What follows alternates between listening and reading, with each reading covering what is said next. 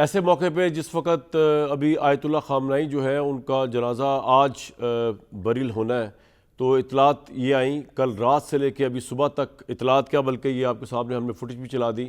Iran और America एक दफ़ा फिर एक जंग के अंदर बंध चुके हैं और दोनों एक दूसरे के ख़िलाफ़ हमले जारी रखे हुए हैं। अमेरिका का दावा है कि 80 से ऊपर टारगेट्स ईरान के उन्होंने किए हैं। ईरान का दावा है कि हमने भी बहरीन वगैरह, इधर उधर कतर वगैरह, कुवैत वगैरह, जहाँ जहाँ अमेरिका के अड्डे हैं वहाँ पर 80-85 से ऊपर टारगेट्स अचीव किए हैं। मेरे सामने जो इस वक्त रिपोर्ट है उसके मुताबिक अमेरिका ने 90 ईरानी अहदाफ, फ़ौजी अहदाफ को बकौल अमेरिका के उन्होंने निशाना बनाया। उन्होंने ईरान के फ़ज़ाई दिफाई निज़ाम, मिज़ाइल व ड्रोन ज़खायर, फ़ौजी लॉजिस्टिक इंफ्रास्ट्रक्चर को निशाना बनाया। ये अमेरिका के सेंटकॉम की ऑफिशियल ट्वीट भी आई हुई है और उन्होंने डिटेल्स भी दी हैं। और जो साबिक सुप्रीम लीडर हैं आयतुल्ला खामनेई, उनकी आखिरी रसूमात के लिए जो शहर जाने वाली रेलवे लाइन है और इवन जो ब्रिज है जो जोड़ता है मशहद को बाकी उससे तेहरान के उस रस्ते से जिससे वो उनका बरियल होना है, ये उनका कॉफिन आ रहा है, उसको भी बुरी तरह डैमेज किया गया है। रेलवे लाइन पर हमला किया गया है। इसके बाद तेहरान और मशहद के दरमियान ट्रेन सर्विस जो है वो मुअत्तल हो गई है। ईरानीज़ कह रहे हैं कि जनाजे के स्केजूल पर कोई असर नहीं पड़ा, लेकिन इस वक्त एक तबाही बर्बादी का मंजर जो है मिडल ईस्ट में दोबारा हमको नज़र आ रहा है। ईरान के सूबे गिलस्तान में चीन ईरान रेलवे कॉरिडोर का एक अहम रेलवे पुल जो है वो अमरीकी हमले में ने निशाने में बनाया, जो जोड़ता था दोनों को। अमरीकी फ़ौज ने बंदर अब्बास में, इसके अलावा ईरान के शहर बोशहर, कोनारक और अबू मूसा जजीरे करीब धमाके किए। ईरानी हुकाम ने अमरीका पर बोशार जोहरी बिजली घर के करीब फ़ज़ाई हमला करने का भी इल्ज़ाम लगाया है। ईरान की वाहिद समुद्री बंदरगाह आलमी तजारत की अहम मरकज़ चार बहार पर अमरीकी हमले में प्रोजेक्टाइल का टुकड़ा इमाम अली अस्पताल में गिरा। चार बहार जो है उनकी बड़ी इंपॉर्टेंट आलमी तजारत गाह है और वहाँ पे बिजली कट हो गई थी कल जब ये हमले स्टार्ट हुए अमेरिका के। ईरान के वज़ीर सेहत के मुताबिक 2 रातों के दौरान अमरीकी हमलों में 14 अफराद हलाक और 78 ज़ख्मी हुए। एक इंटेंस वॉर की निशानी है ये। ईरानी पासदार इनकलाब ने कहा है कि सूबा खोस्तान में अमरीकी हमलों के नतीजे में उनके 3 एहलकार शहीद हुए। अमरीकी हमलों के बाद ईरान ने कुवैत, कतर, बहरीन में मौजूद अमरीकी फ़ौजी तनसीबात को ड्रोन हमलों के ज़रिए निशाना बनाया। कुवैत ने दावा किया कि 4 मिसाइल और 10 ड्रोन ईरान के थे, कामयाबी से उनको रोककर उसे तबाह किया। उर्दन ने दावा किया कि आज दोपहर ईरान की जानब दागे गए 8 मिसाइल को मार गिराया। और ट्रंप तो आपको पता है कि वो धमकियाँ देते ही फिर रहा है कि 20% ज़्यादा ये करेंगे, पावर से करेंगे। जनाब, वो जो पीस के लिए पाकिस्तान ने भरपूर एफर्ट्स की थी, वो पीस इस वक्त तबाह होता हुआ नज़र आ रहा है मिडल ईस्ट के अंदर। इससे पहले मैं इसका तारुफ कराऊँ आपसे, 1-2 चीज़ें बड़ी इंपॉर्टेंट शेयर कर लें। पहली बात तो ये कि हमें पता ही है कि हमारे लिए ईरान की वॉर जो है सबसे बढ़ के जो इम्पोर्टेंट है वो इस वजह से इम्पोर्टेंट है कि यहाँ से दुनिया जहान को बशमूल पाकिस्तान ऑयल और गैस की सप्लाई होती है। अभी मैं अगर आपको ऑयल के हवाले से एक बात बता दूं तो ये देखिए कितना इफ़ेक्ट पड़ा है दुनिया के अंदर ऑयल को। अगर हम ये चार्ट दिखा सकें, इस जंग से पहले स्ट्रेट ऑफ हॉर्मस, जहाँ से दुनिया जहान के 20% ऑयल और गैस एनर्जी की तरसील होती है, उसमें फरवरी 28 ईरान पर हमले से पहले कितने हाई लेवल पे ये ट्रेड हो रही थी और ये कमर्शियल वेजल्स आ जा रहे थे। आपके सामने नक्शा है। इस वक्त जुलाई में अगर आप देखें तो बिल्कुल ये गिर कर नीचे आ चुका है और बुध के रोज़ ये आपके सामने है, ये ईरान वॉर से पहले जब हाईएस्ट पे गया हुआ है और जुलाई में जो है ये बिल्कुल एंड पे आ चुका है, बिल्कुल कोई मूवमेंट ना होने के बराबर है। और अभी जो बुध गुजरी, कल बुध के रोज़ आलमी मंडी में जो खाम तेल मेमोरेंडम अंडरस्टैंडिंग की वजह से गिर गई थी निर्ख, 6% उसमें इजाफा हो गया है। इसका इफेक्ट पूरे दुनिया में होगा बशमूल पाकिस्तान। बर्रेट क्रूड की कीमत तकरीबन $80 फी बैरल तक पहुंच गई है। ये कीमत गुज़श्ता 2 हफ्तों की बुलंद तरीन सतह पर है और वर्ल्ड की जो ऑयल रिफाइनरीज को उनको ख़तरा है कि इस अगर मुकर्ररा वक्त पर ये अब ऑयल ना मिला तो दुनिया जहान का एयरपोर्ट नेटवर्क, दुनिया जहान की प्रोडक्शंस जो ऑयल से रिलेटेड है, दुनिया जहान का फ़्लाइट सिस्टम, ये सब बुरी तरह तबाह हो जाएगा, हिल जाएगा। जंग से कबल खलीजी ममालिक की तकरीबन 80% तेल और गैस यहाँ से एशिया ममालिक जाती थी, जिनमें पाकिस्तान, चीन, भारत, जापान, जनूबी कोरिया, ये भी बुरी तरह मुतासर हुए और अब वो मुतबादिल ज़राए तलाश कर रहे हैं, क्योंकि कुवैत और कतर के पास आबना हुर्मुज़ के मुतबादिल कोई बरामदी रास्ता नहीं है। इसलिए इन दोनों ममालिक का जो बिज़नेस है LNG वगैरह का और तेल का, ये भी बुरी तरह मुतासर हुआ। अभी कल बल्कि आज LNG का एक कार्गो कतर से आ रहा था पाकिस्तान के लिए, उसको भी वापस मुड़ना पड़ा है।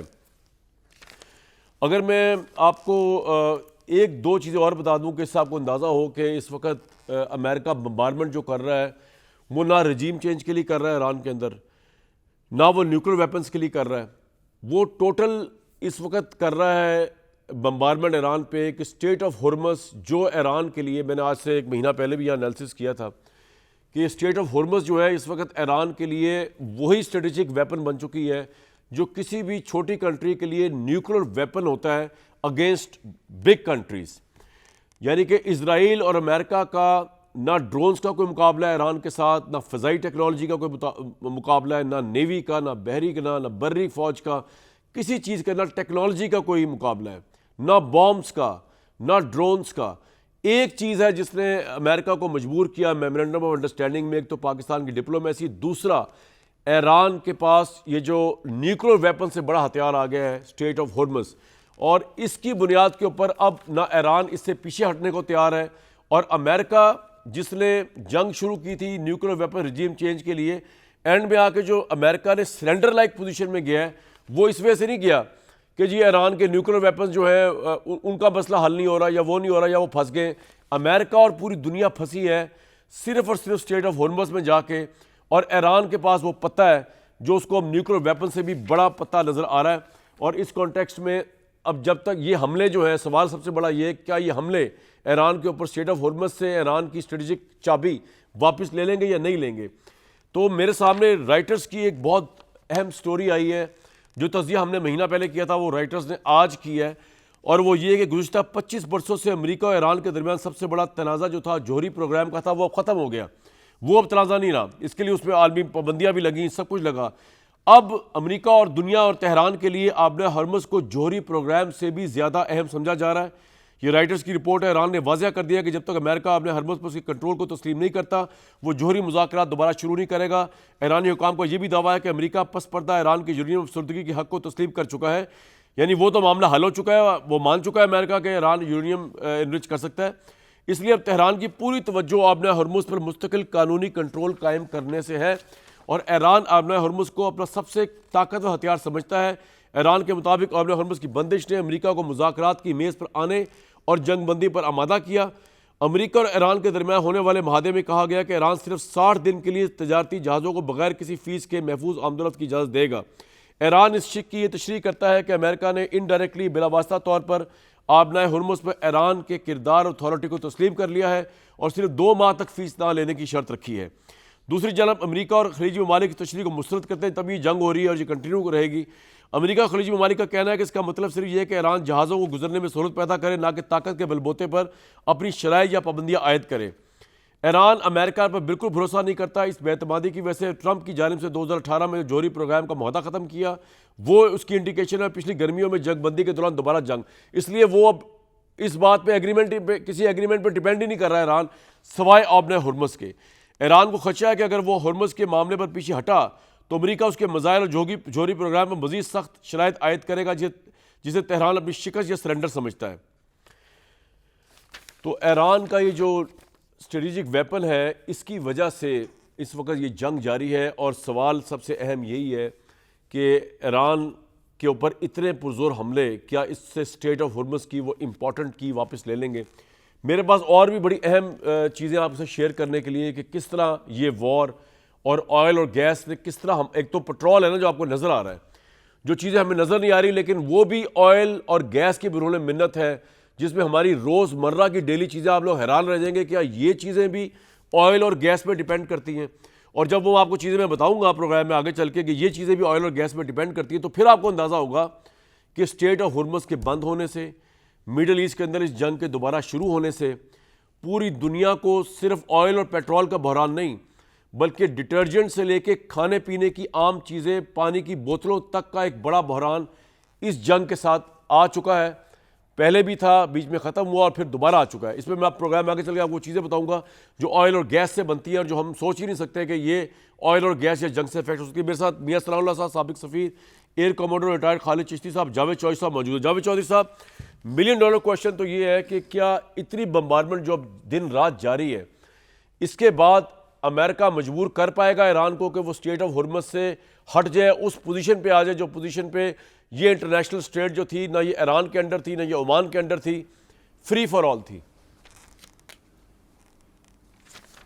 अब देखिए दो चीज़ें हैं। आज जो अटैक्स हुए हैं ना, कल और आज, वो 170 अटैक हुए हैं ईरान के ऊपर, और पहली मरतबा इस तरह हुआ है कि अमेरिका ने इंफ्रास्ट्रक्चर जो है उसको, मेन इंफ्रास्ट्रक्चर को डैमेज करना शुरू किया है। एक जो गुलिस्तान जो सूबे को जाने वाली रेलवे ट्रैक लाइन है उसको उड़ा दिया, और साथ पुल को उड़ा दिया। और ये वो रेलवे लाइन है जो चाइना जाती है और रशिया जाती है, यानी रशिया के साथ और चाइना के साथ जो ज़मीनी कनेक्शन था ईरान का, उसको डैमेज कर दिया है। क्योंकि ये रेलवे लाइन तुर्कमानिस्तान जाती है और वहाँ से काज़ाकिस्तान और वहाँ से होती हुई चाइना को टच करती है, और फिर रशिया ने भी 2025 में इसको इस्तेमाल किया था। तो ये एक ऐसी ट्रैक लाइन है जो दो सुपर पावर्स के साथ ईरान को जोड़ती थी, तो इसको आज उड़ा दिया। और दूसरा, मशहद के रास्ते में जो उनकी रेलवे लाइन है वो भी उन्होंने तबाह कर दी। तो दो जगहों पे आज इन्होंने इंफ्रास्ट्रक्चर को अटैक किया है।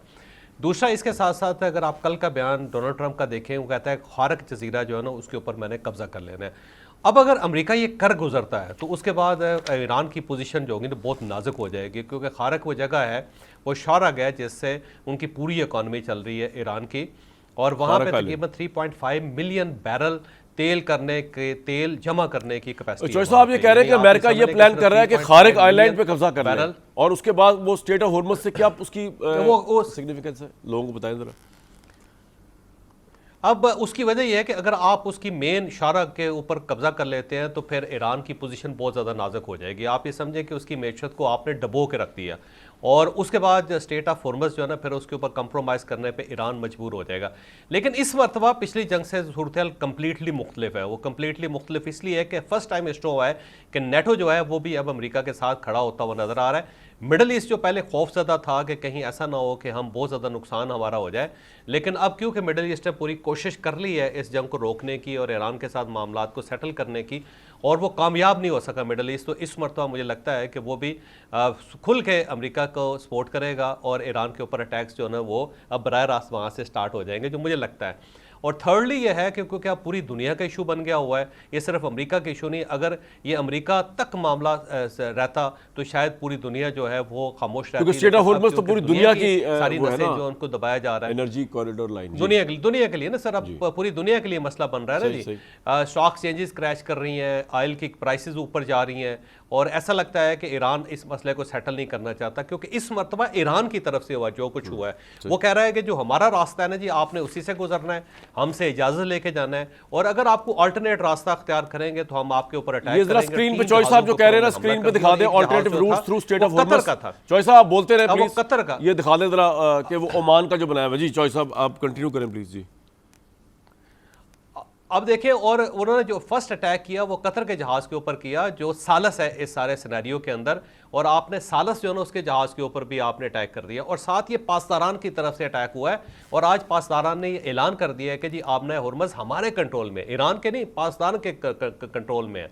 तो इसका मतलब ये हुआ कि पासदारान नहीं चाहते कि ये मामला जो है ना। ठीक है चौधरी साहब मेरे साथ रहेगा एक मिनट, जो आपने बात की है ना मैं लोगों को समझा दूं सर, एक सेकंड आपसे भी दोबारा मैंने बात करनी है इस पे। चौधरी साहब ये जो चौधरी साहब ने बात की है ना, जरा मैप दिखाएं ऊपर, कि ईरान ने अब की दफ़ा जो क्रॉस किया है लिमिट, वो ये भी क्रॉस की है कि अगरचे ईरान और ओमान की दो बनती हैं स्ट्रेट, यानी कि दो रास्ते बन रहे हैं स्ट्रेट के अंदर, तो ईरान ने उन जहाज़ों पे भी हमला किया है जो ओमान की साइड से गुजर रहे थे, जिनका ताल्लुक ईरान वाली स्टेट ऑफ हॉर्मज़ से। आप देख सकते हैं कि ये ओमान, अगर हम इसको चलाएं तो ये ओमान वाली जो लाइन है, ये routes are suggested by Oman UN and allies, इसको भी जो है वो इन्होंने नहीं बख्शा। ईरान ने जो जहाज़ ओमान वाली लाइन से जा रहे थे उस पर भी अटैक कर दिया। रेड वाली लाइन तो है ईरान के साइड की स्टेट ऑफ हॉर्मज़, ये वाली ओमान की लाइन को भी। जी अब चौधरी साहब आप कंटिन्यू करें। अब आपका सवाल मैं आपसे जरा पूछ लेता हूँ, आप कह रहे हैं कि यूएस बेसिकली आपने हॉर्मज़ से गुजरने के तीन रास्ते हैं सर आपने हॉर्मज़ से गुजरने के तीन रास्ते हैं। एक रास्ता वो है जो ईरान के साहिल के साथ साथ आता है, जो उनकी साहिली पट्टी है उसके बिल्कुल साथ साथ वहां से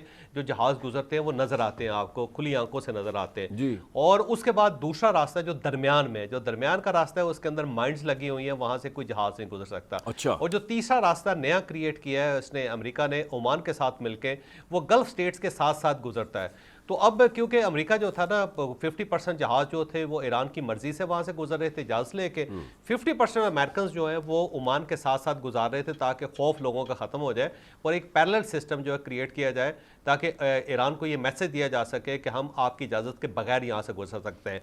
ईरान ने दो गलतियाँ की। एक गलती ये की कि आयतुल्लाह अली खामनाई साहब का ज़ाहिर जनाजा चल रहा है और उन्हें इस वक्त अटैक नहीं करना चाहिए। तो उन्हें चाहिए था कि पहले जो शहीद यानी है, ईरान उनकी को उन तदफीन 3 कर लेते, उसके कमर्शियल बाद जो वेसल्स पर मर्जी अटैक नहीं करते। करना चाहिए था जो ओमान से जा रही थी, आप ये कहना चाह रहे हैं?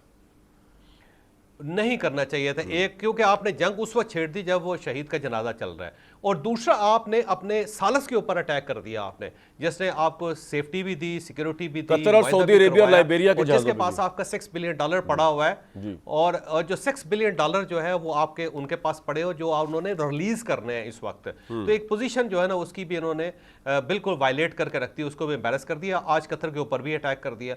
तो मुझे लगता है कि पासदारान नहीं चाहते कि ये सुलह हो और आगे बढ़े, और ये ऑप्शन दुनिया के लिए नहीं ईरान छोड़ रहा। अब ईरान अगर इस ऑप्शन नहीं छोड़ रहा तो उसकी वजह फिर यही बनेगी और उसका नतीजा यही निकलेगा कि पूरी दुनिया एक साइड पे खड़ी हो जाएगी।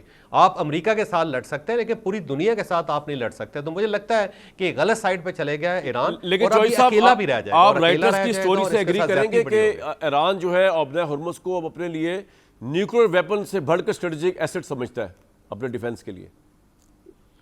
देखिए ये वक्ती है सर, वक्ती है। दुनिया ने तिजारत करनी है, दुनिया ने यहाँ से गुजरना है। अब अगर आप पूरी दुनिया को मजबूर कर देंगे तो दुनिया एक साइड पे खड़ी हो जाएगी, फिर ईरान क्या कर सकेगा? देखिए ना, वहाँ पे अपराइजिंग हो सकती है, एक पैरेलल एक रूट क्रिएट किया जा सकता है, वहाँ पे वो ज़ाहिर है पूरी दुनिया मिलकर अटैक कर सकती है ईरान के ऊपर। तो ईरान ने एक खतरनाक गेम कर दी है जिसका नुकसान होगा ईरान को। आप इस कार्ड को इस्तेमाल कर सकते थे, आप इस बंदूक को सामने लोगों के रख सकते थे, मैं गोली मार दूंगा, लेकिन जब आपने गोली चला दी तो अब दूसरी साइड से भी तो चलेगी ना सर। पहली मर्तबा देख लें कि अमेरिका अटैक कर रहा है तो दुनिया में से किसी ने अमेरिका को मुखालफत नहीं की, किसी ने अमेरिका को गलत नहीं कहा इस वक्त। Even Pakistan, even middle east, even Europe, first time इस तरह हुआ है कि पूरी दुनिया जो है ना इस वक्त खामोश बैठी हुई है और अमेरिका को बुरा भला नहीं कह रही। ना रशिया कह रहा है, ना चाइना कह रहा है, ना नेटो मुल्क कह रहे हैं, ना यूरोपियन कह रहे हैं, ना मिडल ईस्ट कह रहा है, ना पाकिस्तान कह रहा है। तो ये सूरत हाल पैदा कर दी है ईरान ने दुनिया के लिए। बिल्कुल ठीक है सर।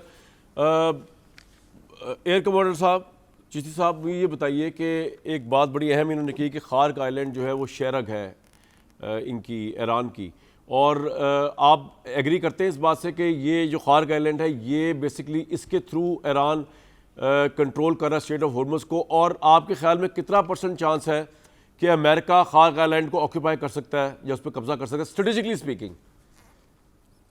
बहुत शुक्रिया कामरान साहब, आपने इनवाइट किया है। खार्ग आइलैंड को स्टैंड अलोन मैं नहीं समझता कि अगर अमेरिका किसी तरह से, पहले तो मैं ये एग्री नहीं करता कि उस पर कब्जा कर सकता है, अगर कर सकता तो 40 दिनों में कर चुका होता। अच्छा। दूसरी बात यह है कि Kharg island stand alone choking point Iran का नहीं है। इराक से अगर कंपेयर करके अमेरिका ने हमला किया जब सद्दाम हुसैन पे किया था 2003 में, तो इराक जो है वो ईरान से 4 गुना छोटा है, तमाम का तमाम डेजर्ट है। इसीलिए उसने इराक पर जब हमला किया था तो सद्दाम हुसैन को सिर्फ 39 दिन तक उन्होंने एयर टू एयर बमबारी की थी और सिर्फ 4 दिन में कब्जा कर लिया था। ईरान 4 गुना बड़ा है, 50% उसकी जो टेरेन है वो माउंटेनस रॉकी पहाड़ है, नंबर 1।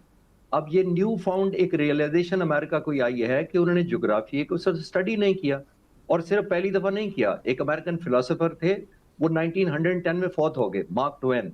उन्होंने कहा the Americans learn the geography through Wars.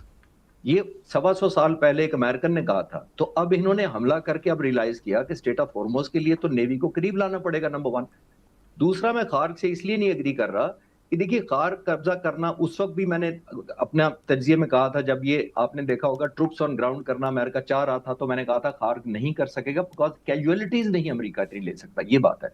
आपने सिर्फ ट्रूप्स को लैंड नहीं कराना, ट्रूप्स लैंड तो कराए जा सकते हैं, लेकिन किस लिए कराए जा सकते हैं? वो उन्होंने टेक ओवर करना होता है, उन्होंने ऑपरेशनलाइज करना होता है अपने कंट्रोल में तमाम की तमाम ऑयल रिफाइनरीज को, सिस्टम्स को, वाटर स्टोरेज को, और जो एयर डिफेंस सिस्टम है उसको न्यूट्रलाइज करना होता है जो खार्क पर मौजूद है। फिर खार्ग आइलैंड नहीं, सिर्फ जितने आइलैंड मौजूद हैं, ईरान ने उसके इर्द गिर्द जो उसकी कोस्ट है, जो रॉकी कोस्ट मैं कह रहा हूं, उसके अंदर टनल्स बनाई हुई हैं, उसके अंदर रॉकेट लॉन्चर्स हैं, मिसाइल्स हैं, और बहुत ज्यादा असला छुपाया गया है। तो ये जो रिट ईरान की इजारादारी हुई है, सिर्फ कहने से नहीं हुई, उसको मैनिफेस्टेशन करने की कैपेसिटी उसने बिल्ड की हुई है, और ये आज की नहीं हुई। बड़ी इंपॉर्टेंट बात ये है, इन 1981 में जब रोनाल्ड रेगन आए और 79 में जिमी कार्टर थे, तो ये आप डायरीज पढ़ लें इन दोनों सदूर की। जिमी कार्टर ने उस वक्त कोई ईरान इराक इस तरह नहीं हुआ था। जिमी कार्टर ने शुरू की मीटिंग्स में ब्रीफिंग ली थी स्टेट ऑफ हॉर्मुज़ पे कि अगर वो चोक कर दे।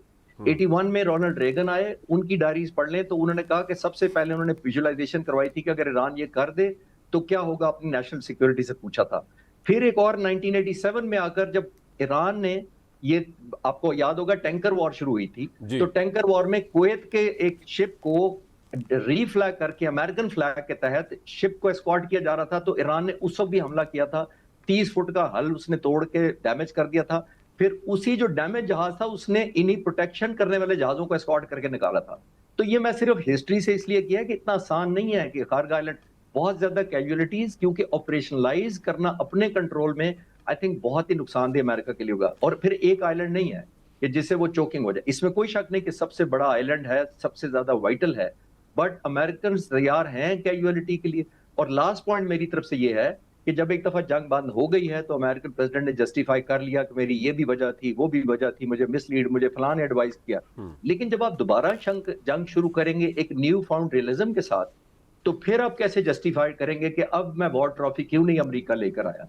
तो आई थिंक एक big dilemma, question mark, big price Chishti weightage. साहब एक बात बताएं कि अमेरिका ने अफगानिस्तान इराक में भी जो सबसे बड़ी ऑक्यूपेशन की वो अपनी बम्बारमेंट की बुनियाद पे की थी, और फिर नीचे से लोग उनके साथ मिल गए। जैसे कि अफगानिस्तान में नॉर्दर्न अलायंस जो था वो मिला हुआ था, तो नीचे आके पहले उन्होंने कब्जा किया, तो फिर अमेरिकन फोर्सेज आ गई। पहले तो उन्होंने उनको ब्रेक डाउन किया ना ऊपर से अटैक करके। तो मुझे टेक्निकली ज़रा बताइए, क्योंकि आपका काम ही फ़िज़ाओं में घूमना फिरना और उसको फतह करना है, कि अमेरिका अपनी air superiority, drone superiority, technology superiority, missile technology की बेस पे भी इन आइलैंड्स में ईरान की तबाही नहीं ला सकता, आप ये कह रहे हैं? चले फिजिकल तो बाद में फौज जाती है ना, पहले तो तबाही आप इंफ्रास्ट्रक्चर उनकी कमर तोड़ते हैं ना एयर स्ट्राइक्स के जरिए। जी बिल्कुल ठीक आप कह रहे हैं, लेकिन मेरा जो रिजर्वेशन है, जो एप्रीहेंशन है इस ऑपरेशन के बारे में, वो ये है कि देखिए, मैंने पहले पिछले सवाल के जवाब में भी अर्ज किया कि आपने ऑपरेशन को सस्टेन करना है जी। आया। जो बम्बारी ड्रोन्स, जो इनके मिसाइल्स हैं मुख्तलिफ 300-300 किलोमीटर के, जो इंटरनल्स में इन्होंने छुपाए हुए हैं, जी। और शॉर्ट रेंज तो है ही ड्रोन्स हमने देख लिए, उससे वो अमेरिकन को कैसे बचाएंगे? इतना बड़ा इंफ्रास्ट्रक्चर अब लैंड कराएगा अमेरिका के, खारा इनका एयर डिफेंस टेक ओवर कर ले, जो एयर डिफेंस ईरान का मौजूद है उसको एलिमिनेट कर दे, जो इनके सोल्जर्स वहां मौजूद है उनको ओवर पावर कर ले।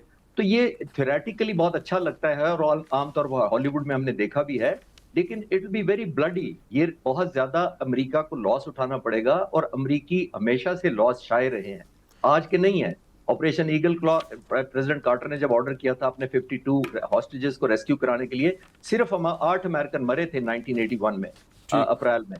तो फिर उसके बाद आप कार्टर साहब उसी साल अपना इलेक्शन हार गए थे। तो ये मैं सर आपका पॉइंट आ गया।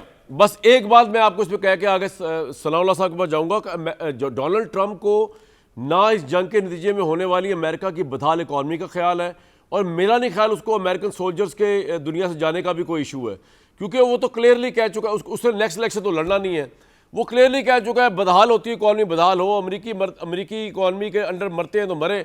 मैं तो ईरान से वॉर, ये जब ईरान की वॉर चल रही है उस सेशन, लेकिन मैं दोबारा आपके पास आऊँगा और ये खारग आइलैंड वाला जावेद चौधरी साहब से भी रिस्पॉन्स लूँगा इसके ऊपर मैं, और खारग आइलैंड की मैं इंडिविजुअलिटी भी बताऊँगा लोगों को इतना इंपॉर्टेंट क्यों है स्टेट ऑफ हॉर्मस के लिए। लेकिन पहले हमारे मियाँ सनाउल्लाह साहब, मियाँ साहब, एक बात ये हुई कि सवाल मैंने ये उठाया था चौधरी साहब के सामने कि अमेरिका की इतनी बम्बारमेंट के जो हो रही है स्टेट ऑफ हॉर्मस से ईरान का कब्जा छुड़ाने के लिए, क्या इस बम्बारमेंट के नतीजे में ईरान सरेंडर कर जाएगा स्टेट ऑफ हॉर्मस को?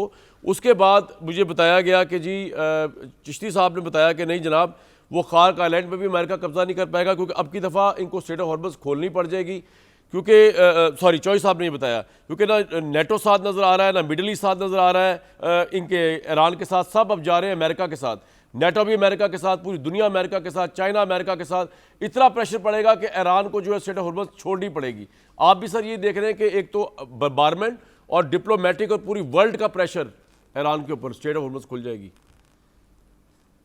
सर एक्चुअली मैं एग्री करता हूं कि जी तो किसी आइलैंड पे फिजिकल हमला करके उस पे फिजिकली ऑक्युपाई नहीं करेगा अमेरिका। अच्छा। और ना मेरा ख्याल उनकी स्ट्रेटजी में ये बात है। आज बयानबाजी इस तरह की एक दो बार हुई है, लेकिन मुझे ये बहुत एग्जेजरेटेड मुबालगे वाली बात लगती है। बाकी आपने जैसा खुद कहा है आपने इब्तदाइया में, और आपने बहुत अच्छी तरह उसको बयान किया है कि इस वक्त हुर्मस जो आपने हुर्मस है वो फोर फ्रंट पे लेवरेज के आ गई हुई है।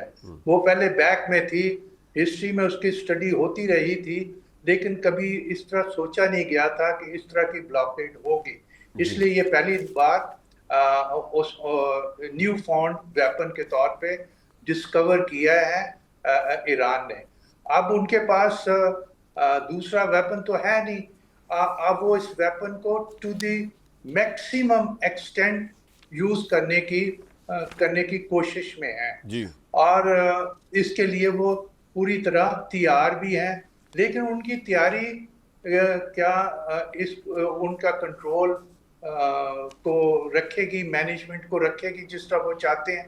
मेरे अपने ज़ाती ख्याल के मुताबिक ऐसा मुमकिन नहीं है, क्योंकि सारी दुनिया का, जिस तरह आपने मेंशन किया, एक्सपोर्ट इंपोर्ट, और जिस तरह आपने कहा कि ये सिर्फ ऑयल और गैस की बात नहीं है, इसमें खाने पीने की चीज़ें भी हैं, इसमें पेट्रोलियम से बनती हुई चीज़ें जो कपड़े धोने की भी हैं, हाइजीनिक की भी हैं, हेल्थ की भी हैं, और ये सिर्फ ये इर्द गिर्द के खित्ते के लोगों के लिए ही नहीं है, बल्कि फार ईस्ट तक और पैसिफिक आइलैंड तक इसका लोग इम्पैक्ट में आए हैं, इसकी गिरफ्त में आए हैं।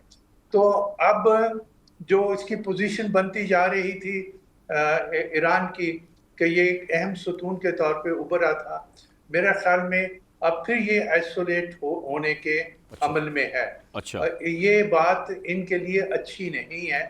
और फिर जिस तरह चौधरी साहब ने कहा कि एक नया पहलू जो सामने आया, जिसका वो पहले ट्रंप साहब इज़हार करते रहे हैं कि मैं इनकी इंस्टॉलेशन को, डिसैलिनेशन वाटर को, रेलवे को, कम्युनिकेशंस को हिट करूंगा। अब उसने शुरू कर दिया। अगर वो इसमें डिटरमिन्ड होके एक्शन लेगा तो वो बहुत खतरनाक होगा। अभी हमें लगता है कि क़यादत अभी संभल रही है, उनके नए आयतुल्लाह ख़मीनी अभी भी हॉस्पिटलाइज्ड हैं और फिर वो सदमे के अदवार से गुजर रहे हैं। लेकिन और फिर वार क्राइस, आपने बैटल क्राइस सुनी है, इंतकाम, और इतने बड़े मजमे से, इतने बड़े हजूम में ये बातें उभरी हैं, उसका साइकोलॉजिकल इम्पैक्ट भी हुआ होगा सदर ट्रंप पे, और उसका भी रिएक्शन सामने आया कि ये तो बाज ही नहीं आ रहे। फिर ओवर रीडिंग की गई है जो MOU था, जो कि उसकी कोई वैलिडिटी तो नहीं थी, लेकिन एक फ्रेमवर्क एग्रीमेंट था। अगर 5 नंबर क्लास जो है उसकी, उसमें उनको मैनेजमेंट का कुछ हिस्सा दिया गया था, वो in accordance with international laws था। वो उस चीज को भूल गए। फिर उनका जिसके साथ वो मुआहदा करना चाहते थे, ओमान, उस GCC की जब मीटिंग हुई, उसमें डिक्लेरेशन में वो बिल्कुल उल्ट अमेरिका के साथ चले गए थे। इसलिए मुझे ये लगता है कि Iran is over playing its card, जो कि लेकिन मियां साहब, मेरा सवाल ये है कि क्या इन तमाम चीज़ों से आपने भी एग्री किया चौधरी साहब की इस बात से कि जी ईरान आइसोलेट होने के करीब है? ये बात भी यहाँ पे हुई कि जी नेटो भी इस स्ट्रेट ऑफ हॉर्मुज़ के मामले में अमेरिका के साथ जाता नजर आ रहा है, तमाम तरह इख्तलाफात के बावजूद। मिडल ईस्ट खुलकर अब ईरान के खिलाफ होता नजर आ रहा है। पाकिस्तान को भी अब चूज़ करना पाकिस्तान के लिए बड़ा चैलेंजिंग सिचुएशन होगी। तो पूरी दुनिया स्ट्रेट ऑफ हॉर्मुज़ में ईरान को आइसोलेट करती नजर आ रही है। लेकिन क्या पूरी दुनिया आइसोलेट कर ले ईरान को और अमेरिका इससे भी ज़्यादा हिटिंग कर दे, तो क्या स्ट्रेट ऑफ हॉर्मुज़ फिर भी खुलवा सकती है दुनिया ईरान से? ये मेरा सवाल था मियां साहब, अगर क्विकली इसका। आपके क्वेश्चन का सवाल सिंपल ये है कि यस, मुमकिन है, और Iran will come around two this, लेकिन जल्दी नहीं, वो वक्फे के साथ आएगा। सर पॉइंट आ गया, बिल्कुल ठीक, बिल्कुल सही। चौधरी साहब, इससे पहले मैं ब्रेक पे जाऊं, खार्क आइलैंड जो है, जो ईरान के साहिल से करीबन 25 किलोमीटर दूर है, और यहाँ पे मैं ज़रा, आपको तो पता है लेकिन लोगों को बता दूं कि ईरान के खाम तेल की बरामदात का 90% हिस्सा इस जजीरे के ज़रिए हैंडल किया जाता है। ये सादा अल्फाज में ईरान का सबसे बड़ा ऑयल एक्सपोर्ट हब है, और यहाँ पर खार्क में खाम तेल को बयान जांचने की इंटरनेशनल लेबॉर्ट्री भी कायम है, यहाँ पे एक यूनिवर्सिटी भी कायम है। ईरान इराक जंग के दौरान ईरान के तेल की 90% ज़ायद बरामदात खार्क के रास्ते होती थी, इसलिए ईरान ने छोटे जजीरे पर 2800 बार हमला किया लेकिन कब्जा नहीं कर सका। तो चौधरी साहब, हिस्टोरिकली भी खार्क आइलैंड पे कब्जा नहीं हो सका, और खालिद चिश्ती साहब भी कह रहे हैं कि खार्क आइलैंड पे कब्जा नहीं हो सकेगा। तो जब खार्क आइलैंड पे या दूसरे आइलैंड पे अमेरिका कब्जा ही नहीं कर सकता, तो ईरान को सरेंडर कैसे करवाएगा स्ट्रेट ऑफ हॉर्मुज़ पे, अगर वो बजदी हो जाएगा हमने नहीं छोड़नी?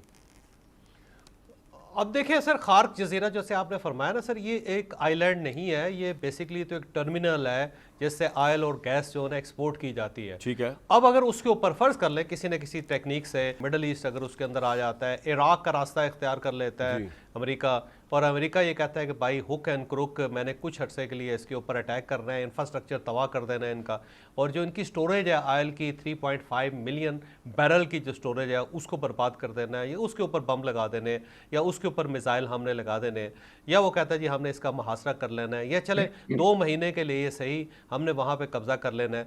अब अगर ये अमेरिका कर गुजरता है ये सारा, ज़ाहिर है दुनिया अगर पूरी मिल के ये चाहे या फिर उसके साथ दूसरी फोर्सेस मिल जाती हैं तो ईरान अकेला रह जाएगा, फिर ईरान के लिए मुमकिन नहीं होगा कि उसको वो बहुत ज़्यादा रेजिस्ट कर सके। अब अगर वहाँ पे अमेरिका जाके बैठ जाता है तो उसके बाद जो इनकी शारग है ईरान की वो दूसरे मुल्कों चॉइस साहब लेकिन कहाँ बैठेगा जाके ईरान? आप कह रहे हैं खार्क आइलैंड में जाके बैठ जाएगा, उसके आसपास बैठेगा? देखा खार कर मेरा ख्याल है अब ये देखिए अजम्पशंस है ना। खालिद चीसी साहब जो है वो मुस्तकबिल को जानते हैं ना, मैं जानता हूँ, सिर्फ अल्लाह ताला की ज़ात जानती है। और इस वक्त मुझे लगता है कि जो खार्क आइलैंड के बारे में जो दुनिया के अंदर डिबेट स्टार्ट होगी वो ख़तरनाक है ईरान के लिए। इससे पहले भी अमेरिका ने अटैक किया, इसमें कोई शक नहीं, और वहाँ पे कोई बहुत ज़्यादा डैमेज नहीं कर सका, लेकिन अगर हो सकता है नई ताकत के साथ आए, क्योंकि उसको अंदाज़ा है कि ये वो चीज़ है जिसके ऊपर अगर हम काबज़ हो जाते हैं तो ये स्टेट ऑफ होर्मुज़ जो है इसको खोलना पड़ जाएगा ईरान के लिए। और चॉइस साहब अगर खार्क आइलैंड पे अमेरिका कब्जा नहीं कर पाता तो फिर आपको मुश्किल लग रहा है खार्क स्टेट ऑफ होर्मुज़ को ईरान से छुड़वाना? अब देखिए सर दो आपके पास ऑप्शन है जी सर, 2 ऑप्शन है आपके पास। एक ऑप्शन ये है कि जी ये जितने सर गल्फ स्टेट्स हैं ना, ये सारी की सारी इंपोर्ट बेस्ड सोसाइटीज़ हैं, ये इंपोर्ट्स के बगैर सर्वाइव ही नहीं कर सकते, हर चीज़ बाहर से आती है। तो एक तो ये है कि फिर ठीक है, फिर आप वहाँ पे ईरान की सुपरमेसी को तस्लीम कर लें, ईरान को टैक्स लगाने दे, जो भी जहाज़ अंदर आए वो टैक्स दे के आए, और जो जहाज़ वहाँ से गुजरे वो भी टैक्स दे के गुजरे। तो सिर्फ फिर आप नए होर्मुज़ पे क्यों सर, 40 स्ट्रेट्स हैं दुनिया के अंदर, तो फिर हर जगह पर टैक्स लगेगा। जब हर जगह पर टैक्स लगेगा तो क्या इकोनॉमिकली वायबल होगा? क्या ईरान जो अपना तेल बेच सकेगा बाहर जाके किसी जगह पे? उसकी ऑयल की प्राइसेस ब्रेक के लिए कहा जरा आपका पॉइंट आ गया। और दूसरा ये है कि किसी तरीके से जी बताएं। दूसरा ये कि किसी न किसी तरीके से आप अपना हुर्मुज़ खोलें, तो अपना हुर्मुज़ खोलेंगे तो तभी मेरा ख्याल है दुनिया का साथ चल अब ये बात अब programme by hook and crook कुछ ना कुछ करना प्रोग्राम के अगले हिस्से में बात ये होगी कि बाय हुक और बाय क्रुक क्या हो सकता है। चिश्ती साहब ये समझते हैं कि स्ट्रेटजिकली मुश्किल है, चॉइस साहब कह रहे हैं कि हो भी सकता है ये, और पूरी दुनिया अगर आ गई तो खार्क आइलैंड जो है उस पर ऑक्यूपेशन भी हो सकती है। अब देखना, ये प्रोग्राम के बाद में बात करूंगा कि कितना पॉसिबिलिटी है। दूसरा, अब पाकिस्तान का क्या रोल हो सकता है, और तीसरा जैसे आपको मैंने बताया कि मैं कोशिश करूंगा कि आपको बता सकूं व्यूअर्स के सिर्फ ऑयल और पेट्रोल का मामला नहीं है, इतनी अहम हमारी रोज़मर्रा की चीज़ें हैं जो इस जंग और इस स्टेट ऑफ होर्मुज़ में रुकी हुई कि आप हैरान रह जाएंगे कि इस चीज़ का क्या ताल्लुक ऑयल और गैस से हो सकता है। वो भी ऑयल और गैस की वजह से और स्टेट ऑफ होर्मुज़ की वजह से रुक के हमें महंगाई का अब नया तोहफा तूफान देगी। एक ब्रेक के बाद बात करेंगे इन चीज़ों पर।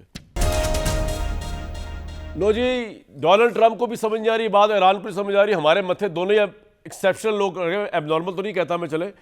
एक नए सर्वे के मुताबिक इस जंग ने जो ख़त्म हुई थी और जो दोबारा ट्रंप ने आज शुरू कर दी कल रात से, 47% अमरीकियों ने अखराजात ज़्यादा होने की वजह से, पेट्रोल के निरख बढ़ने की वजह से अपनी तातीलात या मनसूख कर दी हैं या पोस्टपोन कर दी हैं। सर्वे के मुताबिक मुतासर होने वाले 46% ने पेट्रोल की कीमतों को सबसे बड़ी वजह करार दिया, 29% लोगों ने रोज़मर्रा अशिया और खुदरोश की कीमतें, और 24% ने होटल या रेंटल के महंगे किराए, 18% सफ़र के दौरान खाने पीने के अखराजात।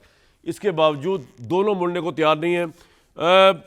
चिश्ती साहब, मेरी सुई वहीं फंसी हुई है।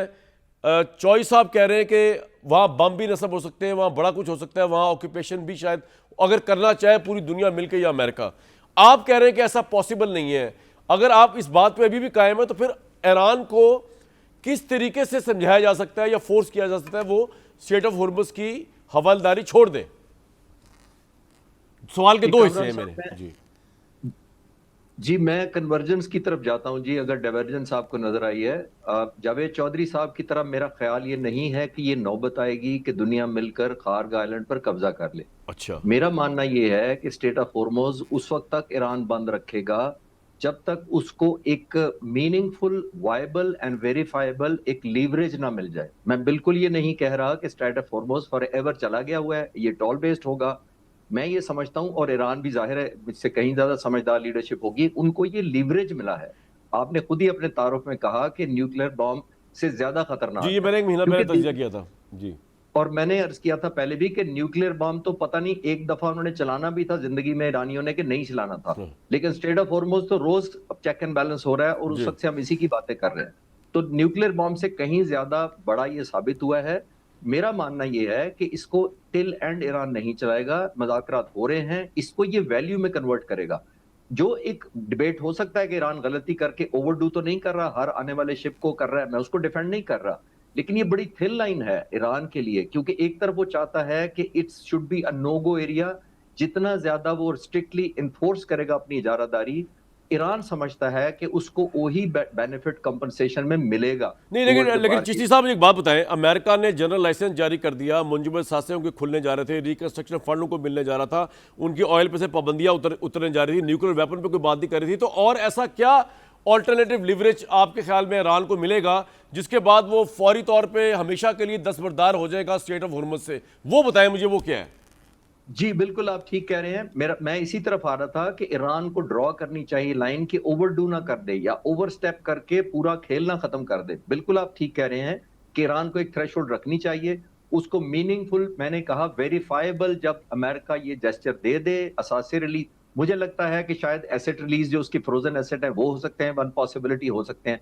फिर एक अश्योर्ड लेवल ऑफ एग्रीमेंट या वेरीफाइबल मैकेनिज्म ईरान चाहेगा कि ये सदर या आने वाला सदर इस एग्रीमेंट की पासदारी करेगा। मुझे लगता है कि ये नंबर 2 हो सकता है, लेकिन ये किसी स्टेज पे मैं नहीं कह रहा कि ये फॉर एवर ईरान ने चिश्ती इसको साहब, यूज भी दुनिया करना में है। इंटरनेशनल रिलेशंस के अंदर कोई कॉन्ट्रैक्ट स्टैंड नहीं करता when it comes to national interest. आपने अगर ये एग्रीमेंट भी किया हुआ ना कि 10 साल तक हम वेपनाइजेशन नहीं करेंगे, तो कोई भी कंट्री उसको यूनिलैटरली खुफिया तौर पे ब्रेक कर सकती है अपने नेशनल इंटरेस्ट में। इंटरनेशनल रिलेशंस में मोरालिटी उसका स्टैंड नहीं करती कि हम अगर ये सोचें। क्या ख्याल है आपका?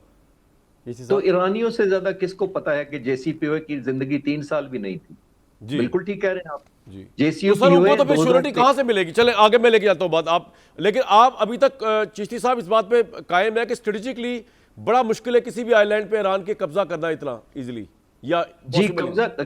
कब्जा करने को वायबल समझता हूं। मेरा मतलब है सस्टेन करके उसको Sustain आपने करके। बेनिफिट या वैल्यू में कन्वर्ट करना पॉसिबल नहीं लगता मुझे। अच्छा, तो कब्जा किस तरह हो सकता है स्ट्रेटेजिकली स्पीक? आम अल्फाज में बताएं किस तरह होगा कब्जा आपके अगर किया जाए इन आइलैंड्स पे, आम फहम अंदाज में। मैं सिर्फ यहां तक एग्री कर रहा हूं कि ट्रुप्स ड्रॉप करना, ट्रुप्स उनको ड्रॉप करना। सस्टेन करना। मैं अर्ज करता जी। हूं, तो बड़ा क्विकली मैं एक्सप्लेन करता हूं। देखिए, जब आपने ट्रुप्स एयर ड्रॉप कर दिए, उनकी आपने लॉजिस्टिक लुक आफ्टर करनी है, उनके बाद उनको इंटेलिजेंस इंफॉर्मेशन लोकल पहले से मौजूद होनी चाहिए, आपने फूड एंड राशन सप्लाई करनी है, उनके अंदर कम्युनिकेशन आपको चाहिए आपस में, फिर आपने जो रेजिस्टेंस फोर्सेस होंगी उनको ओवर पावर करना है। लेकिन चिश्ती साहब, वहां तो माइंस भी लगी हुई हैं, वो ट्रुप्स कहां भेजेंगे वहां पे?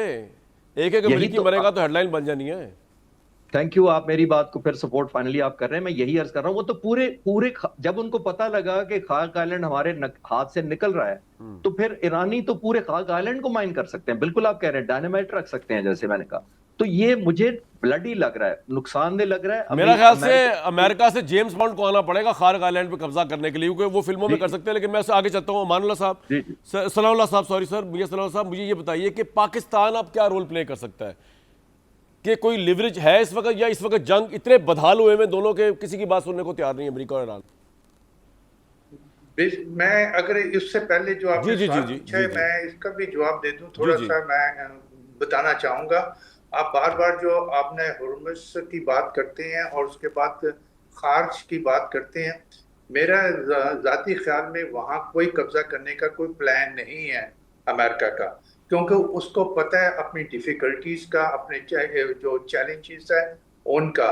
उनके पास कोई फुट सोल्जर नहीं है जिनको वो ड्रॉप कर दें फिर उसको सस्टेन भी कर पाए, और ना उनके पास कुर्द्स या इधर उधर के खित्ते के लोग हैं, वो भी उनके साथ इस मसले पे नहीं होंगे।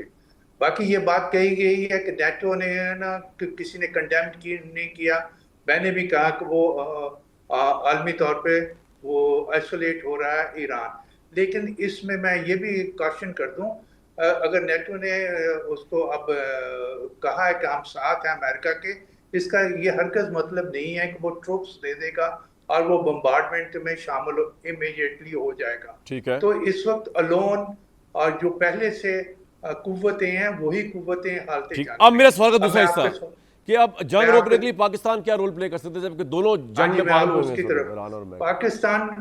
का रोल इस वक्त लिमिटेड है, क्योंकि पाकिस्तान ऑपरेशनली इतना ज़्यादा कंफर्टेबल फील नहीं करता। पाकिस्तान की स्ट्रेंथ है पॉलिटिकल, स्ट्रेटेजिक, और इसका अभी तक जो राब्ता रखे हुए है सारी कंट्रीज के साथ, हमने उसको ओवर प्ले भी किया है, और उस ओवर प्ले करते हुए हमने अच्छी डिलीवरी भी दी है। लेकिन पाकिस्तान कतर के मुकाबले में और ओमान के मुकाबले में जो टू कंटेंडर हैं, और उसके बैक पे अगर चले जाएं, चाइना तो इसमें आना नहीं चाहता, ना ही सालसी बहुत बड़ा मुल्क बनाया जाता है, छोटे मुल्क बनाए जाते हैं, और उसकी अपनी कंडीशंस होती हैं, उसको सिर्फ पाकिस्तान इधर फुलफिल करता है।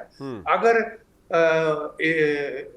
इंडिया आ सकता था, अगर इंडिया अपना प्ले करता कार्ड सही तरीके से, वो इजराइल के साथ वो क्लोज अलाई के तौर पे ना होता, तो ये वो कंट्रीज है। पाकिस्तान स्टिल वैलिड, लेकिन पाकिस्तान की आउटरीच इतनी नहीं है कि आउटकम को इन्फ्लुएंस सर कर पॉइंट सके। आ गया आपका, बिल्कुल ठीक है सर। ट्रम्प पे तो खैर बड़ा इन्फ्लुएंस है पाकिस्तान का, लेकिन इस वक्त आई थिंक स्टेक्स बड़ी हाई हुई हैं स्टेट ऑफ। चॉइस साहब एक बात बताइए कि let's assume for the sake of argument के अमेरिका नहीं जाता किसी भी ऑक्यूपेशन के लिए किसी भी आइलैंड के, और वो इस बम्बारमेंट का सिलसिला जारी रखता है ईरान के ऊपर, और अब हो सकता है जैसे साउथ ईरान पे भी उन्होंने सिटीज़ पे भी अटैक शुरू कर दिया, पहले आइलैंड पे सिर्फ किया था, पहले पोर्ट्स पे सिर्फ किया था, वो आगे भी जा सकते हैं, ब्रिज भी उड़ा दिया उन्होंने, रेलवे स्टेशन भी वो हो गई। अगर अमेरिका सिर्फ बम्बारमेंट करता है और बम्बारमेंट की स्केल को और हाई कर देता है, तो क्या ये काफ़ी होगा ईरान के लिए कि वो घुटने टेक दे, forget about occupation right now, और स्टेट ऑफ हुर्मुज़ जो है उस पर मान जाए कि खोल देगा? देखिए, डोनाल्ड ट्रंप ने कल 2 बयान दिए थे। एक बयान तो खार्क जजीरे के बारे में था, उसने कहा जी मैं इसके ऊपर कब्जा कर लूँगा और ये ईरान को गलत फहमी है कि मैं नहीं कर सकूँगा। दूसरा बयान उसने ये दिया था कि उससे बल्कि सवाल किया था कि क्या हम वहाँ पे जा सकते हैं फिज़िकली ईरान के अंदर, तो उसने कहा मैं क्यों जाऊँगा। और उसके बाद खुद ही उसने कहा कि 2 कंडीशन है वहाँ जाने की, एक तो ये है कि वहाँ पे कुछ ना बचे और उसके बाद हम वहाँ पे जाएं, और दूसरा ये है कि वो मुज़ाकरात करे और मामलात को सेटल करे, फिर हम जा सकते हैं। तो उसने अपनी स्ट्रेटजी डोनाल्ड ट्रंप ने दे दी है कि वो इतनी ज़्यादा बम्बार्टमेंट करना चाहता है कि वहाँ पे कुछ ना बचे। जब कुछ नहीं बचेगा तो फिर उसके बाद अगर अमेरिकन सोल्जर्स वहाँ पे चढ़ भी जाएंगे, उतर भी जाएंगे, वहाँ पर पहुँच भी जाएंगे, तो ख़ास नुकसान जो है वो ईरान नहीं कर सकेगा। तो मुझे लगता ये है कि ये जो आइसोलेशन है ना ईरान की, वो उसको बहुत डैमेज करेगी, क्योंकि अब उसने पूरी दुनिया की जो सांस है उसको बंद करने की लेकिन कोशिश चॉइस की साहब है। ये आइसोलेशन पूरी में तो दुनिया ईरान जब डेकेड मुतासर से हो रही है, अपना हुर्मुज़ से, डेकेड से आइसोलेशन में उनको क्या फर्क पड़ता है? लेकिन सर इस मरतबा डिफरेंट है, इस मरतबा डिफरेंट है। जब अमेरिका ने अटैक किया था तो 2 मुल्क थे अटैक करने वाले, एक इसराइल था, अमेरिका था। दुनिया जो थी वो खामोश थी, उन्होंने ना ईरान के खिलाफ बयान दिया था और अमेरिका के खिलाफ तो मुसलसल बयान देते रहे वो। लेकिन इस मरतबा मुझे लगता है कि चेंजेस आ रही हैं और बहुत ज़्यादा विजिबल चेंजेस आ रही हैं। दूसरा ये जो पाकिस्तान की पोजीशन है सर बहुत नाजुक है इस वक्त। इसकी वजह यह है कि ईरान को पाकिस्तान नहीं चाहता कि वहाँ ईरान के अंदर जंग हो, क्योंकि उसका इफेक्ट पाकिस्तान के अंदर आएगा। दूसरा ये है कि मिडल ईस्ट जो है वो बहुत बड़ा इत्तेहादी है पाकिस्तान का, पाकिस्तान उनको नाराज़ नहीं कर सकता, पाकिस्तान उनसे दूर नहीं रह सकता। पाकिस्तान की इकॉनमी जो है वो भी डिपेंडेंट है वहाँ मिडल ईस्ट के साथ, और अमेरिका पाकिस्तान का बड़ा पुराना अलाई है, तो ना वो अमेरिका को छोड़ सकता है, ना वो मिडिल ईस्ट को छोड़ सकता है, और ना ही वो ईरान जो है उसको अकेला छोड़ सकता है, क्योंकि अगर ईरान के ऊपर उस्ताद आती है तो पाकिस्तान उसका निशाना बनेगा। तो पाकिस्तान की पोजीशन इस वक्त बहुत ज़्यादा नाजुक है। मुझे लगता है थोड़ा सा पाकिस्तान बैकफुट पे है सारी सूरत हाल के अंदर, वो अब इसके अंदर ज़्यादा। चॉइस साहब आपने मेरे सवाल का जवाब अभी भी नहीं दिया। आप एक लम्हे के लिए ये निकाल दें ये वाली बात कि वो आइलैंड्स पे कब्जा करेगा या करेगा, लेट्स सपोज वो नहीं जाता है, असम्पशन पे तबसरा ले रहा हूँ आपका मैं, तो इन हमलों के जरिए या अगर वो शहरों में भी हमले शुरू करता है ईरान के, ईरान को वो स्टेट ऑफ हुर्मुज़ से दस्तबरदार करवा सकता है अमेरिका या नहीं? देखें सर, अगर वो इंफ्रास्ट्रक्चर को डैमेज करता है ना तो फिर बहुत ज़्यादा ईरान का नुकसान हो जाएगा। मसलन देखें, फ़ौजें आना चाहती हैं, महाज पे पहुंचना चाहती हैं, तो कैसे पहुंचेंगी? पुलों के ज़रिए, सड़कों के ज़रिए, रेलवे लाइन के ज़रिए। अगर रेलवे लाइन ख़त्म हो जाती हैं, ये पुल टूट जाते हैं, सड़कें डैमेज हो जाती हैं, तो फिर आपकी मूवमेंट रुक जाती है। दूसरा ये है कि अगर आपकी नेवी मुकम्मल तौर पर ख़त्म हो जाती, जैसे कि आज उन्होंने 60 कश्तियाँ ईरान की मारी हैं, उड़ाई हैं उसने, अमेरिका ने, सेंटकॉम ने, तो अब अगर वो मुकम्मल तौर पे इस चीज़ों को तबाह करता चला जाता है। सर आपका पॉइंट आ गया चॉइस साहब, क्विकली मैंने जाना है, कम्युनिकेशन वो हाथ खड़ा किया। सलाउल्लाह साहब की बात सुन लें, आपकी बात पे कुछ कह रहे हैं। बिल्कुल ठीक, चॉइस साहब की बात पे आप कुछ कहना चाह रहे हैं सलाउल्लाह साहब, क्विकली? बेसिकली अब तो nature of war totally different हो चुकी है। आपको ट्रुप मूवमेंट की जरूरत नहीं है, आपने अच्छा। तो एरियल सारे काम करने हैं। उनके मिसाइल हैं, उनके वो ड्रोन्स हैं, और ये पावर अमेरिका के पास बहुत ज्यादा है। अगर वो चले, सारा का सारा आपका तबाह पॉइंट कर आ देता गया। है। आपका पॉइंट आ गया सर। एक बहुत इंपॉर्टेंट चीज़ आपसे शेयर करता हूँ, कोशिश करता हूँ प्रोग्राम के बाद इस वॉर को लेके ब्रेक लेंगे। वक्त की बड़ी किल्लत है, अदरवाइज मैं आपको इंशाल्लाह मंडे के शो में बताने की कोशिश करूंगा कि हमारी रोज़मर्रा की ज़िंदगी जो है वो किस तरह स्टेट ऑफ हुर्मुज़ से इफेक्ट कर रही है। और आप हैरान रह जाएंगे कि किस तरह ऑयल और गैस जो है वो उन चीज़ों में इस्तेमाल होता है जो हम सोच भी नहीं सकते, जैसे कि पेस्ट से लेकर सोप से लेकर डिटर्जेंट से लेकर आम रोज़मर्रा की चीज़ें जिनका नज़र ही नहीं आता दूर तक ऑयल, लेकिन ऑयल उनमें शामिल है और वो इफेक्ट हो रहा है। तो इस जंग के ऊपर रिपोर्ट करते रहेंगे। हमें दीजिए नेक्स्ट वीक तक के लिए इजाज़त।